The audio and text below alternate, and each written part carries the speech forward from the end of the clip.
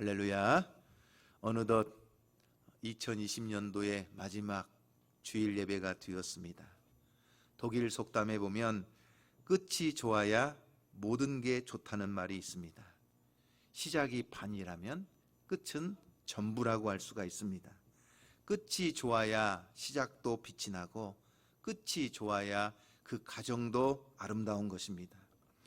좋은 소설은 결말이 아름다운 것처럼 우리의 인생도 마지막이 좋아야 하고 우리의 신앙생활도 끝이 좋아야 진정한 신앙생활이라고 할 수가 있습니다.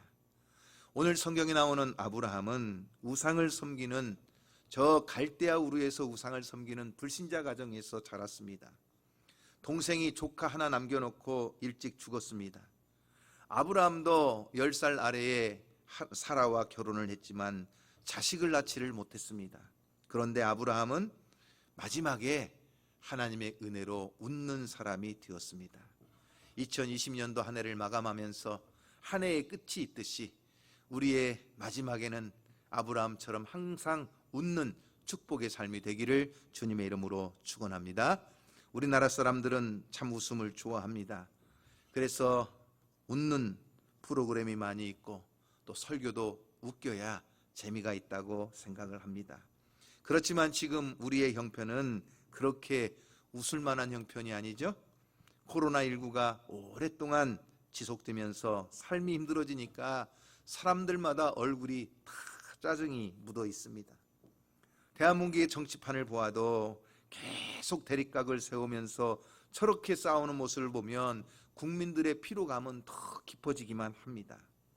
무엇보다도 올해에는 공영방송의 마지막 개그 프로였던 개그 콘서트가 폐지가 되면서 방송 3사의 개그 프로가 싹 사라져 버렸어요. 그래서 한쪽에서는 국회의원들이 개그맨들보다 더 웃기는 시대가 되었으니까 이제는 개그맨이 웃길 수 없는 그런 상황이 되었다는 웃지 못할 이야기도 합니다.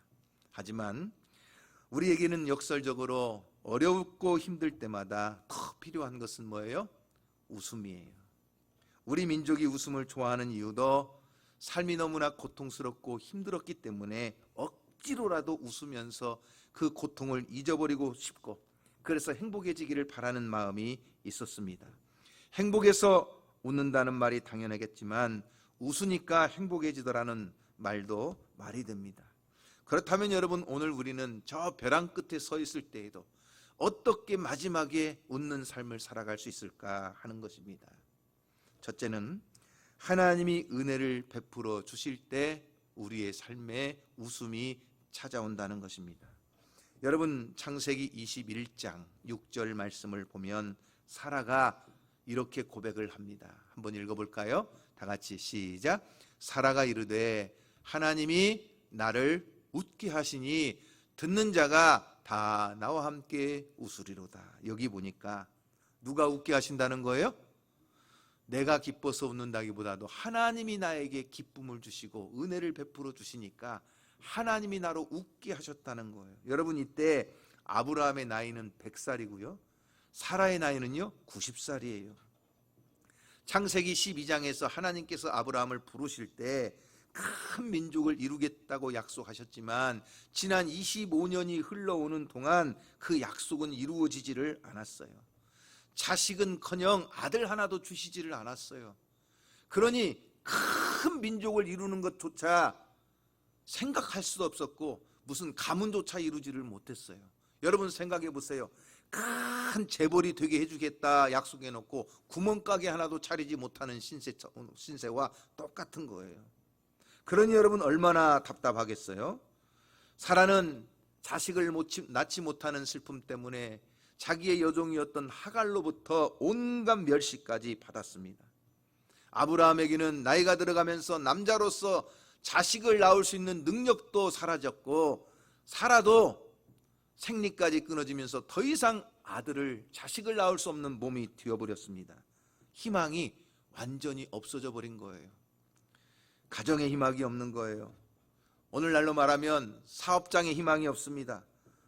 교회에도 희망이 없습니다. 내가 양육하는 자식의 앞길에 희망이 보이지를 않습니다. 병들어 연약해져가는 내 몸에도 다시 건강을 회복할 희망이 보이지를 않습니다.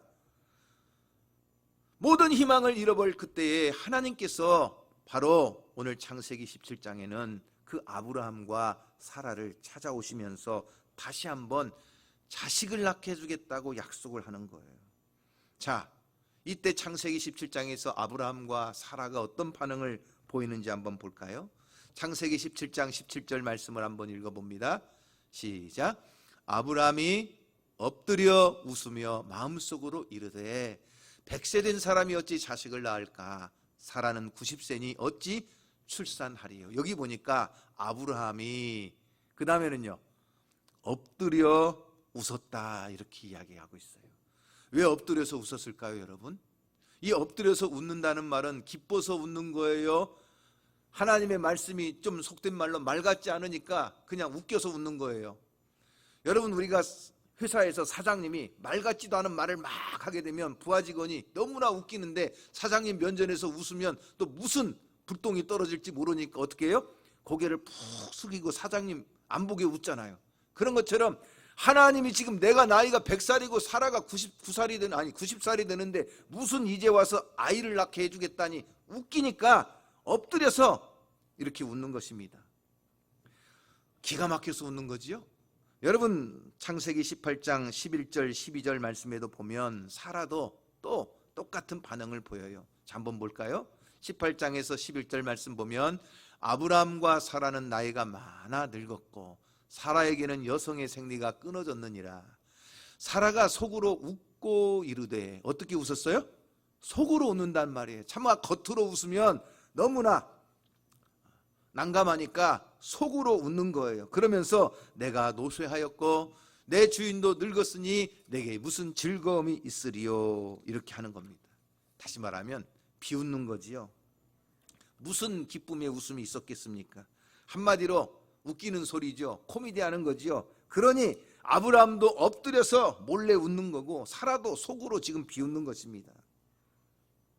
그런데 정말 하나님이 약속하신 대로 그 가정에 은혜를 베풀어 주시니까 그 아브라함과 사라에게 아들을 주셨는데 그 아들이 누구예요? 이삭이라고 하는 아들이에요. 여러분, 이삭이라고 하는 이름의 뜻이 뭐예요? 웃음이라고 하는 뜻입니다.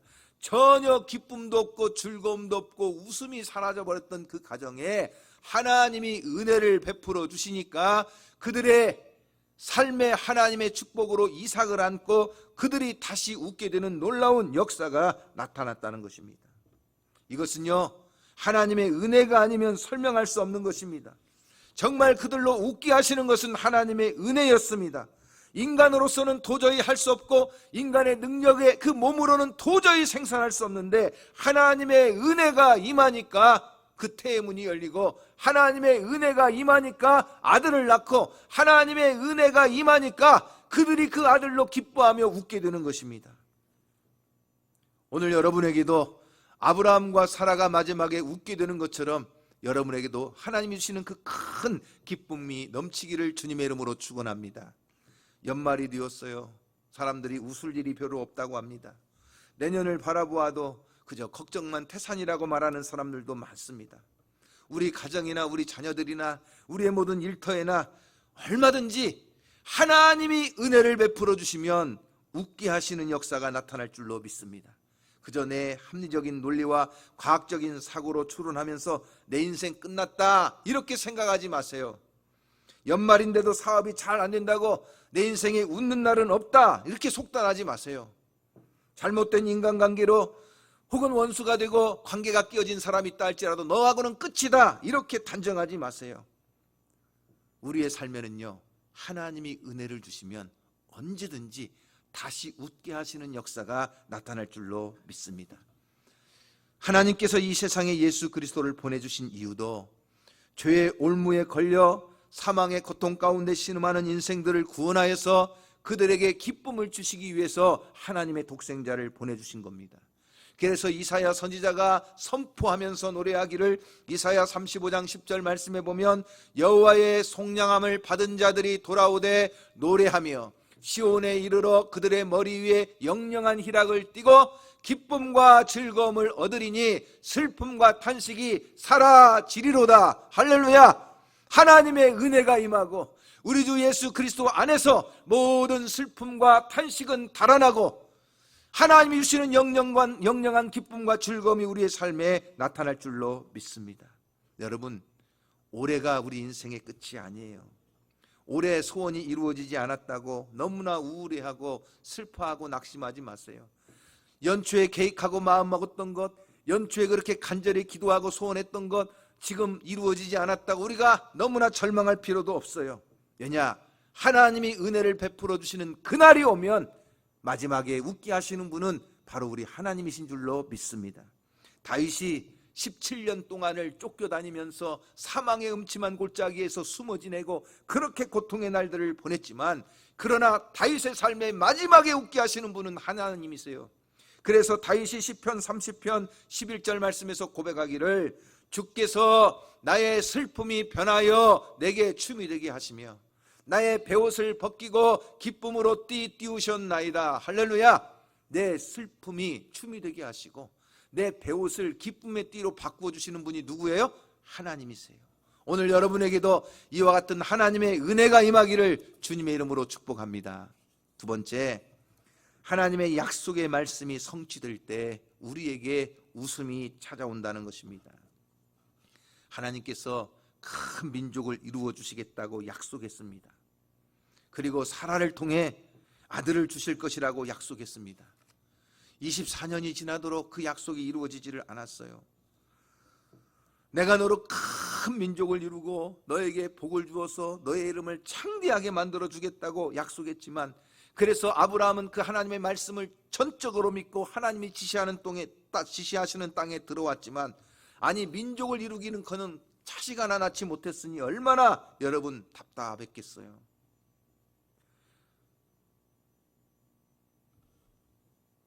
그런데 하나님께서는 그렇게 불안하고 답답했던 아브라함에게 다시 찾아오세요. 그리고 뭐라고 말씀하시느냐? 오늘 17장 1절 말씀을 보면 이렇게 말씀하세요.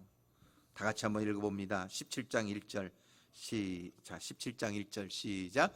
아브라함이 99세 때에 여호와께서 아브라함에게 나타나서 그에게 이르시되 나는 전능한 하나님이라. 너는 내 앞에서 행하여 완전하라. 하나님이 어떤 하나님이라고요? 전능한 하나님이 되신대요. 이 전능한 하나님이 아브라함에게 임하셔서 약속을 다시 한번 주시는 거예요. 그렇게 불안해하고 그렇게 믿음이 연약해진 아브라함에게 자식 낳지 못한다고 불안해하지 말고 전능하신 하나님을 믿으라고 하나님께서 말씀하시는 거예요. 그러면서 아브라함과 사라에게 하시는 말씀이 뭐냐? 이름을 바꾸도록 하시는 거예요. 자, 아브람을 뭘로 바꿔주시는 거예요? 아브라함으로 바꿔주시고, 사례를 이제는 사례라고 부르지 말고 뭐라고 부르라고요? 사라, 이렇게 부르라는 거예요. 근데 여러분, 자, 아브람 그러면 그냥 존경받는 아버지 이런 뜻인데, 아브라함이 되니까 그 이름의 뜻이 뭐예요? 모든 민족의 아버지, 이렇게 이름을 바꿔주신 거예요. 사라 그러면요 뜻이 뭐예요? 모든 민족의 어머니, 이렇게 부르는 거예요. 그러니까 지금 이 사람들에게는 아들을 낳지 못했지만 서로 이름을 부르는 거예요. 민족의 어머니, 민족의 아버지, 자꾸만 이름을 부르는 거예요. 이것은 하나님의 하나의 교육 방법이에요. 하나님이 섭리하시고 역사하시는 기적의 방법이에요. 입술로 자꾸 선포하게 하고 자꾸 귀로 들으면서 그 마음의 믿음을 가지고 소망을 가지고 전능하신 하나님을 믿도록 하시는 하나님의 믿음의 방법이에요. 왜냐? 아브라함 부를 때마다 민족의 아버지 자꾸 입술로 선포하여 귀로 들어요. 마음에 새겨져요. 사라 부르면서 민족의 어머니, 이런 소망을 가지고 입술로 선포하고 귀로 자꾸 듣는 거예요. 하나님의 약속의 말씀이 반드시 이루어진다고 매일매일 서로의 이름을 부르면서 고백하고 서로의 이름을 부르면서 선포하고 서로의 이름을 부르면서 하나님의 약속을 기억하는 거예요. 여러분, 이것은 얼마나 대단한 능력인지 몰라요. 그래, 나는 이제 모든 민족의 아버지야. 사라 부를 때 그래 나는 모든 민족의 어머니야. 이름을 부를 때마다 그 하나님의 약속을 마음에 새기면서 선포하고 기도하게 되는 거예요. 여러분, 말이라고 하는 것은요 각인력이 있어요. 그래서 누군가로부터 야, 저 사람 고집불통이야, 자꾸 사람들이 이야기하다 보면 선입견을 가져가지고 아, 저 사람한테는 무슨 말을 해도 안 통해 하는 이 각인이 나도 모르게 생겨나는 거예요. 또 말은요 견인력이 있어요. 그래서 말을 자꾸 하다 보면 그 말에 자기가 어느 순간에 끌려가는 거예요. 자기의 삶이 그렇게 끌려다니는 거예요, 말한 대로. 또 말은 성취력이 있어요. 그래서 우리가 안 된다 하는 사람은 결국 못하고 한다 하는 사람은 결국 해내는 거예요. 그래서 하나님께서도 너희 말이 내 귀에 들린 대로 다 내가 너희에게 행하리라고 말씀하셨어요. 그러므로 여러분, 우리의 입술로 이 선포하고 말하는 것이 얼마나 중요한지 몰라요. 그러니 하나님께서는, 전능하신 하나님께서는 아브라함이라고 불러라, 사라라고 불러라, 민족의 아버지가 될 거야, 민족의 어머니가 될 거야, 이렇게 이름을 바꿔 부르도록 하시는 거예요. 대중가요의 노랫말 연구위에서 가수들을 분석해 보았다고 합니다. 그 결론은 가수들도 자기가 부른 노래의 가사대로 자기의 삶이 그렇게 되더라는 거예요. 여러분, 가수들이 한 곡의 노래를 이렇게 취입하기 위해서는 똑같은 내용의 가사를 보통 2,000번, 3,000번 정도 부르고 연습해가지고 음반을 이렇게 취입한다고 합니다. 그러니까 막 꿈속에서도 부르고 잠잘 때도 부르고 막 밥 먹으면서도 부르고 계속 그 노래를 2,000번, 3,000번 부르다 보니까 그 가사가 자기의 그냥 머리에, 가슴에 그냥 탁 새겨져 버리는 거예요. 그런데 문제는 뭐냐? 자기가 부른 노래의 가사처럼 그 가수의 인생이 그렇게 흘러가더라는 거예요.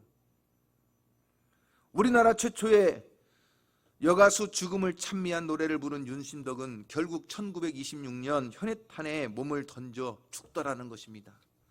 목포의 출신 그 이난영, 목포의 눈물을 애절하게 불렀지만 결국 49세 나이에 눈물을 흘리며 죽었다는 것입니다.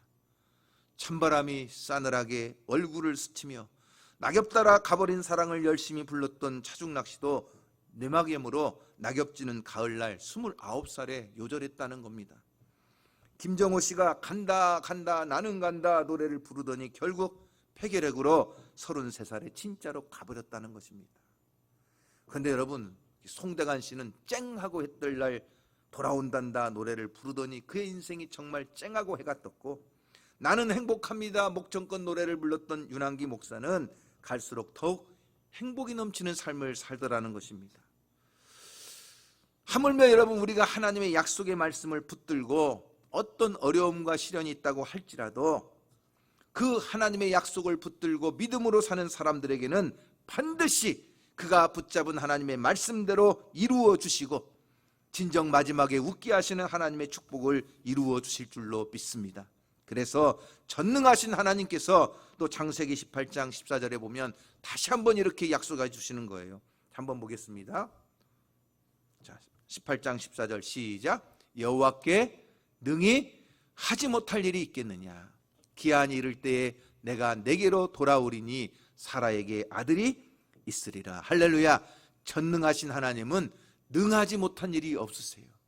그러면 우리가 하나님의 약속하신 말씀을 붙잡고 그 약속하신 대로 이루어지기를 소망하고 그 말씀을 내가 입술로 고백하고 그 말씀을 내가 믿음으로 마음에 새기고 그 말씀을 날마다 들으면서 이 약속의 말씀이 나에게 반드시 이루어질 줄로 믿고 소망하는 자에게 하나님이 그 약속대로 기적을 행하시고 그의 삶에 마지막에 웃게 하시는 축복을 이루어 주실 줄로 믿습니다. 육신의 질병에 걸려서 하루하루가 고통스러워도 믿음의 기도는 병든 자를 구원하리니 주께서 일으키시리라. 할렐루야. 약속의 말씀을 붙잡을 때 그 병이 치유되는 기적을 하나님의 능력을 통해서 행하시는 거예요. 내가 능력이 없고 현실을 보고 아무리 좌절하고 있어도 할 수 있거든요. 무슨 말이냐? 믿는 자에게는 능히 하지 못할 일이 없느니라. 내게 능력 주시는 자 안에서 내가 모든 것을 할 수 있느니라. 그 약속의 말씀을 붙잡고 하나님, 나는 연약합니다. 나는 부족합니다. 나는 아무것도 못합니다. 그러나 나는 하나님, 전능하신 하나님, 능히 하지 못할 일이 없는 하나님을 내가 믿습니다. 말씀하신 대로 이 약속의 말씀을 이루어 주시옵소서. 소망하는 자에게 그의 삶에 이루시도록 역사하시는 줄로 믿습니다. 여러분, 하루하루가 얼마나 피곤합니까? 지치고 참 피곤합니다. 그러다 보니까 요즘 많은 사람들이 그럽니다. 야, 이거 찬양대도 못하겠다, 구역장도 못하겠다, 교사도 못하겠다, 심지어는 부모 노릇도 못하겠다. 힘들어 그러지만 정말 하나님의 약속을 붙잡는 자에게는, 피곤한 자에게는 능력을 주시며 무능한 자에게는 힘을 더하시나니 오직 여호와를 앙망하는 자는 새 힘을 얻으리니 독수리가 날개치며 올라감과 들 것이요 다른 박질하여도 곤비치 아니하겠고 걸어가도 피곤치 아니하리로다. 할렐루야. 이렇게 말씀을 붙잡는 자에게는 하나님이 새 힘을 주시고 피곤치 않고 곤비치 않고 오히려 독수리의 날개치며 올라감같이 날마다 새 힘을 주셔서 그의 삶에 승리하게 하시는 줄로 믿습니다.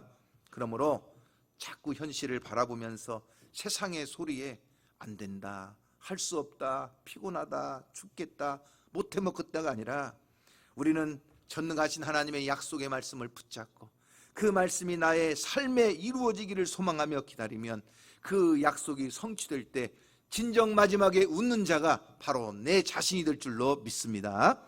세 번째, 말씀에 순종할 때 진짜 웃음이 찾아온다는 것입니다. 여러분, 오늘 17장 9절 말씀에 보면 하나님께서 아브라함에게 오셔서 이렇게 말씀하세요. 자, 한번 읽어볼까요? 하나님이 또 아브라함에게 이르시되 그런즉 너는 내 언약을 지키고 내 후손도 대대로 지키라. 뭘 지키라? 언약을 지키라는 거예요. 하나님이 말씀하신 약속을 지키라는 거예요. 그런데 그 약속이 뭐냐?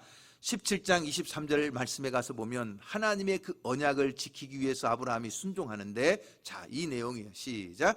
이 아브라함이 하나님이 자기에게 말씀하신 대로 이날에 그 아들 이스마엘과 집에서 태어난 모든 자와 돈으로 산 모든 자, 곧 아브라함의 집사람 중 모든 남자를 데려다가 그 포피를 베었다는 거. 이건 뭐냐면 할례를 행했다는 거. 하나님의 언약의 증표인 할례를 믿음으로 순종하면서 아브라함이 자기 자신부터, 그리고 이스마엘부터, 그리고 집에 있는 모든 사람들까지, 남자들은 다 할례를 행했다는 거예요. 뭐 요즘처럼 마취제가 있는 것도 아닙니다. 그리고 할례를 받고 나면 며칠 동안 고통을 당해야 되는데 그 사이에 무슨 대적이라도 공격해 온다면 다 남자들이 죽임을 당할 수밖에 없습니다. 이런 위험 부담한 일이지만 하나님의 언약의 말씀을 믿고 순종해서 모든 남자들에게 할례를 행하고 하나님의 언약의 백성의 증표를 삼는 것입니다. 이 믿음의 순종으로 하나님께서는 그 할례를 행한 그 가정에 이삭을 보내주시고 그들에게 진짜 하나님이 주시는 기쁨으로 즐거워하는 역사가 나타나게 하시는 것입니다. 아브라함의 이러한 순종을 통해 하나님께서는 정말 예수 그리스도를 통해서 우리에게 보여주실 진정한 기쁨을 가르쳐 주셨어요. 요한복음 8장 56절 말씀에 보면 예수님께서 바로 이 아브라함의 이야기를 통해 우리에게 이렇게 말씀하셨어요. 너희 조상 아브라함은 나의 때 볼 것을 즐거워하다가 보고 기뻐했다고 했어요. 아브라함이 이렇게 즐거워하고 이삭으로 인해서 그렇게 웃게 되는 것은 우리가 장차 하나님의 아들이신 예수 그리스도를 통해서 누리게 될 그 영광과 기쁨을 미리 보여주는 하나의 증거라는 거였어요. 이 예수님을 통해서 우리가 누리게 될 기쁨이 얼마나 큰지 하나님께서는 이사야 선지자와 에레미야 선지자를 통해서 예언을 해놓았는데, 자, 성경 두 군데를 한번 보겠습니다.